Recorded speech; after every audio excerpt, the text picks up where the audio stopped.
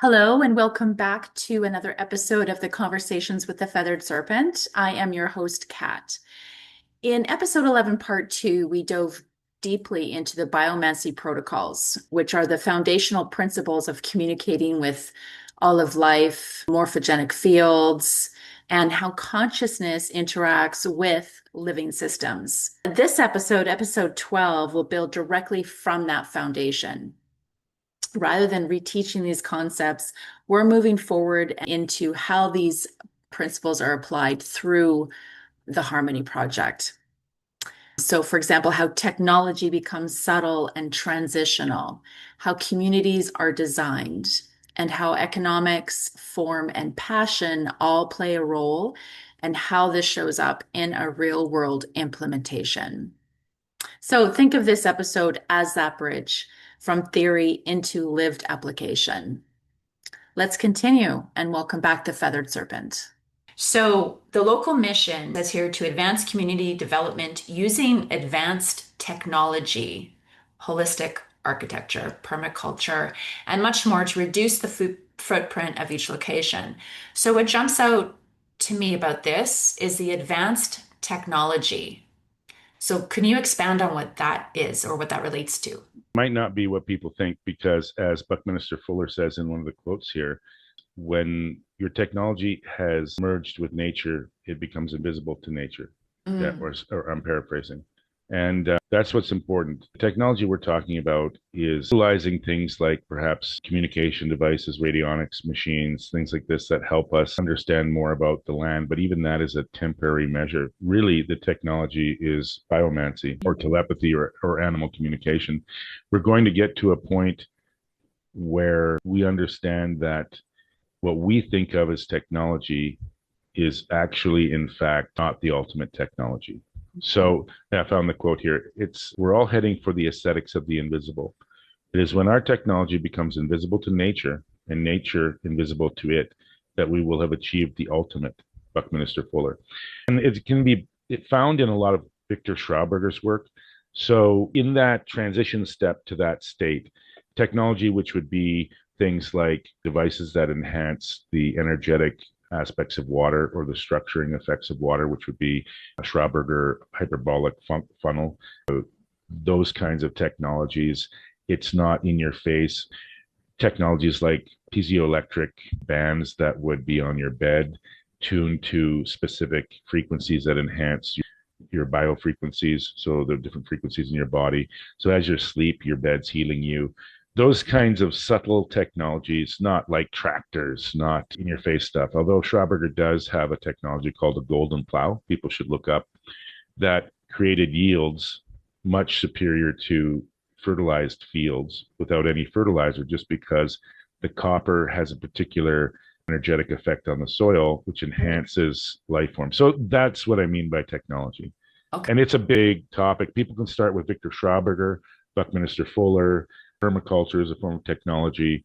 Rudolf Steiner talks about certain kinds of technology to enhance the living systems. Basically, very carefully utilizing certain kinds of technology that enhance living systems.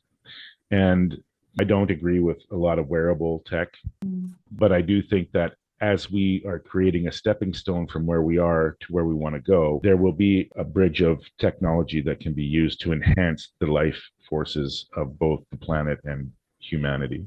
Thank you. The second part of this is referred to as the development group.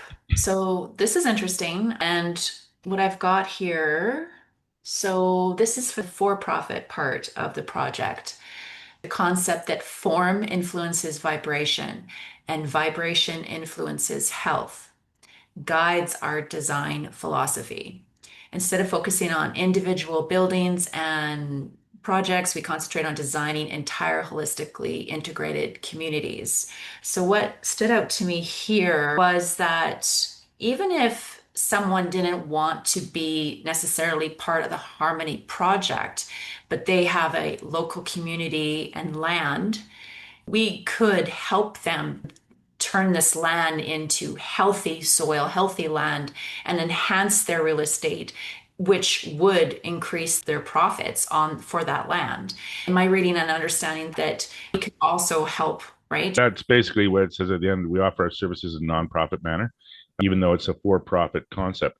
The reason Right. for saying it's for-profit is because we wanted to show people that it's actually profitable. And there's been a history of land developers who have done that, take disadvantaged land and Mm, then heal it and then sell it for a profit. Not right. because we believe in the profit motive, but because humans at a certain state of consciousness, especially as we're transitioning from where we are now to where we will go, they still believe that something needs to be practically profitable. So let's address that. Let's make a strategy that incorporates that mindset, that mind modality. That's fine. You can do that. Right now, they're taking land in Africa, in sub-Saharan Africa, and they're digging swales, which are like a C-shaped berm of land. This collects, and then they're planting a tree in there, and then gradually they're doing this like these, and gradually they're reclaiming the Sahara. Okay, that's an example of taking land that had no value as basically dead particles of rock, desert, and then transforming it into something which is like an orchard and a green verdant living ecosystem.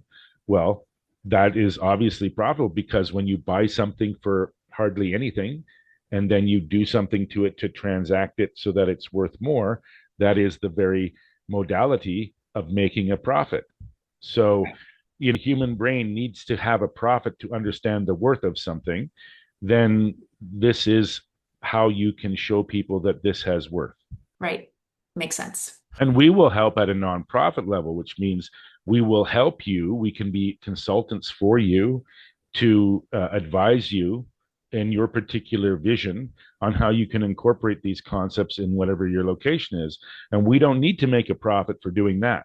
It's an act of service and an act of assistance, cooperation, if you will. And one of the concepts that is talked about a little bit is autonomously cooperative. And that means everybody can have their own leaf on the tree, their own passion, their own whatever. And it doesn't all need to look same as somebody else's. Damanhur does this as well. There's 7 different communities around the Damanhur mountain. And for example, if you were in the main community, but then you wanted to do organic wine, but they didn't really drink in that main community, well, they would be fine. They'd okay, go start your own community right next door. We can help each other. We can synergize, but you work on winemaking, and we're going to do our thing here. And when we need to cooperate, we'll cooperate. So that's an example to show people you don't have to be competing or struggling to help people achieve their own individual passions. Mm, And passion is an important thing, because passion is how your soul communicates to you. So when you feel passionate about something, this is because the universal mind wants you to bring it into being. And rather than trying to stop or curtail or whatnot, then let's facilitate this. And right. I saw a reel the other day that's interesting you bring this up. Well, yeah, you're just attuned. But I saw a reel the other day, and this guy said people need to stop searching for their purpose. What they need to focus on is what they're passionate about. And in discovering your passions, you will find your purpose. we've also been brainwashed by the system to avoid passion. Right. A great movie. I think everybody should watch it. Bruce Lee, Enter the Dragon, where he's talking to a student, and he tells the student, you have to have emotional content. You have to have passion. Actually, one of my life partners a while ago was a beautiful artist, and we were coming back from this self-help seminar thing or whatever, and we had just met. And I was passionately discussing my fascination with insects or something. And I said, "Oh, sorry, I was getting loud. I'm part Italian, so I was getting loud." And I said, "No, I'm not angry or anything." She said, "Oh no, you're passionate." And I said, "Oh, you understand that?" Because in Mhm. my life, it seems that most people are conditioned that when you get excited or when you get loud or when you get passionate, most people interpret that as anger.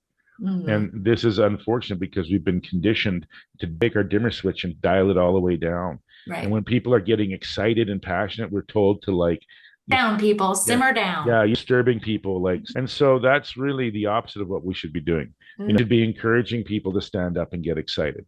right. It'd be like being at a sports event and then you're like, get up the will to come back from a deficit, and you're like, yay. No, that's not going to work. You need to summon your emotional content. You need to get excited in order to fill up your fuel tank. And we aim to, rather than compete, to assist. If you have property and you have a vision, we'll work with you to bring about your vision and adding what knowledge we can to facilitate that. And another leaf will sprout on the tree. The next one is alternative business models. Yes, we're interested in developing economic paradigms which allow commerce, which benefit the planet by healing and contributing in a benign manner. So, with something like some sharing resources and, types of things, those are great business models. Again, is this something for profit per se, or, this actually speak to? This is put in because when you're addressing Western mindseted people, or people who've been brainwashed in a capitalist mindset, if you talk to out to utopian, to saying things like, okay, let's make community and just share, start to be too far for people to believe that these things are possible. So you Mm, have to have steps that show that the overall can be interconnected with tactics that allow it out to be practical. And one of those things is looking at different ways where we can, if people want to do business and they want to be capitalists, then how can we do that in a way which is more responsible?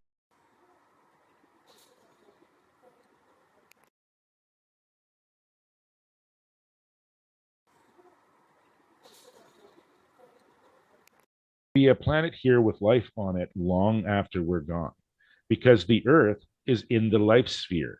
So around the sun, if you were to look at the sun in a hologrammatic or a scientific visualization, 3D animated way, there's, well, the sun is spiraling through space, and there's these, the planets are being sucked along behind it. But there's a certain distance from every yellow sun where it's in what they call the life belt. And this is, the based version of this would be, it's the right distance of the heat and temperature and exposure to the cosmic radiation is perfect, and it allows life to develop. But really, semantically, ontologically, if you look at it through consciousness, this is the part of the record, the part of the vibrational ripple where life must occur.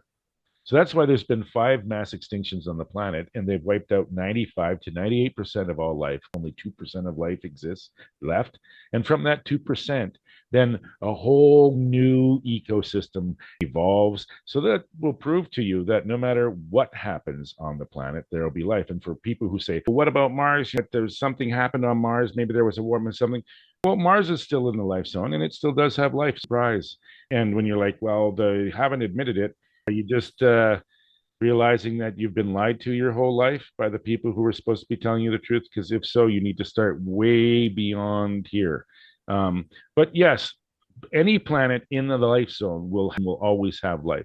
Now, that doesn't mean, that's not a permission slip to act in an irresponsible manner. mhm.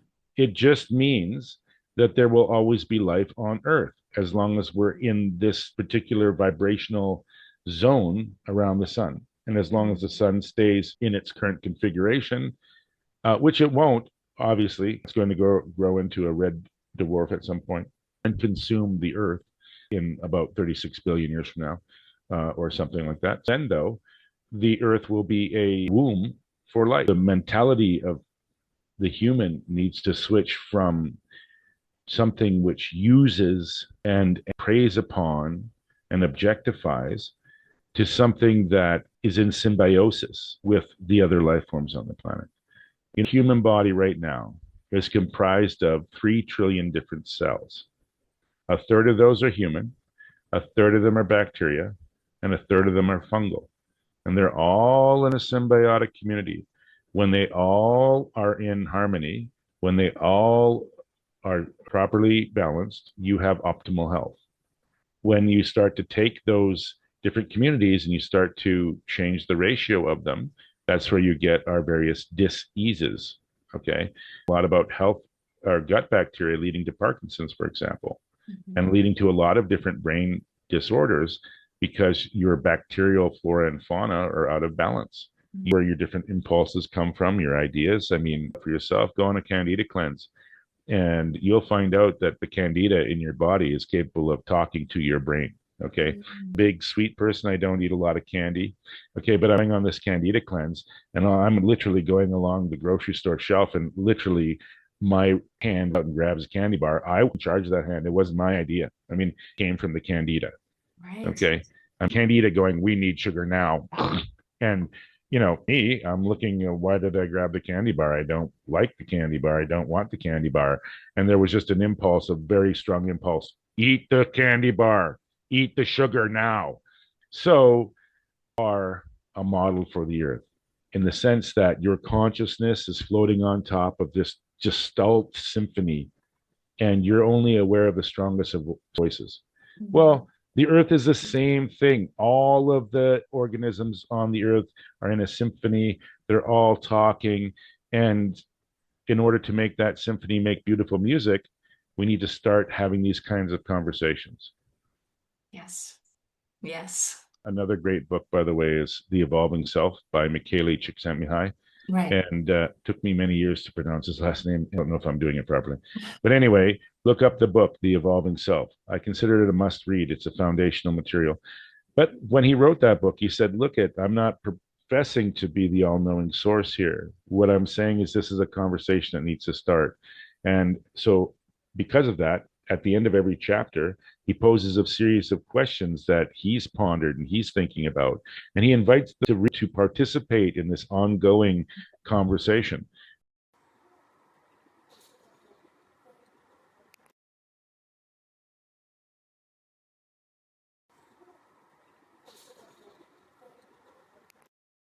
Remember, a fractal inclusive system. It's to expand, it's designed to grow, and it's not designed to be limited and contained.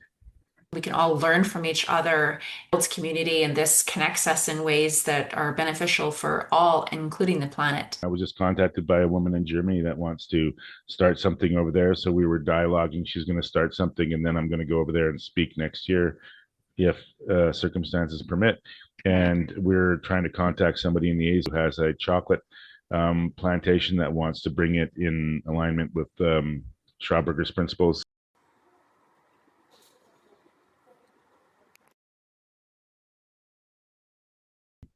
As a point of clarity, too, if you look to the development group, when he said the concept of form influences vibration, vibration influences health. Well, want to look up things like waveform guides. They want to look up bees. They want to look up the work of Viktor Gribinnikov, okay, and his work with structure effect. And what you will find is that since cosmic rays are penetrating everything, the shape of certain things produces either a deleterious effect on living organisms or a life enhancing effect. So, for example, it's no accident that an egg and the womb are shaped the same way. They're shaped like void shape. Reason why an amphora has this same basic shape, because it circulates naturally fluids around it and it stops the fluids from stagnating. Okay. So certain forms influence the vibrational integrity of your environment. Right. This is important because if you want to create a harmonious environment, you need to understand these concepts that form influences vibration and then vibration influences health. Right. So you know that when you live in a square house, it's deleterious to your health. Right. Do you see right angles in nature? No. Okay. So certain shapes produce effects and certain shapes produce positive effects. And opening up the discussion and dialogue and conversation to this is a good thing so that we can start to understand why they had certain shapes. Why is an igloo that shape? Why do you feel more comfortable in a round environment? It's something you're not really aware about, but you go into a Pueblo environment or you go into a lot of tribal environments and they're round. Yeah. And sacred geometry, right, has a lot to do with it too. Well, sacred geometry is just a way of encoding in the West this knowledge that form in vibration. Right. In Persian creation buildings, and they like basically, part of the egg underground you can't see, and part of the egg is up top. And, the way that to circulate air and keep it cool allowed them to actually make ice in the desert. Go Mm, ahead, Google it, check it out, and you'll start to that the statement form influences vibration and vibration influences health.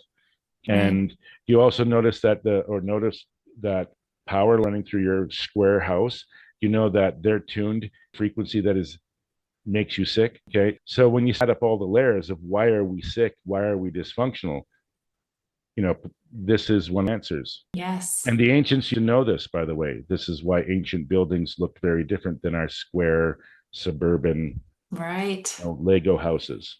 Okay. That's it. So that's just something to end on because I felt that it's very important to understand this, that form influences vibration. In physics, it's called a waveform guide. Mm, Okay. So right. that every building is a waveform guide. You know, Right.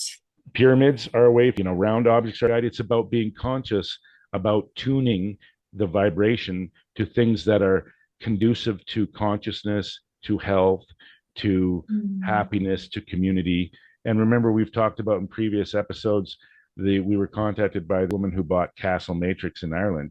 And she said, like the Druids would come and they would tune these obelisks, which were located at nexus points in the grid system.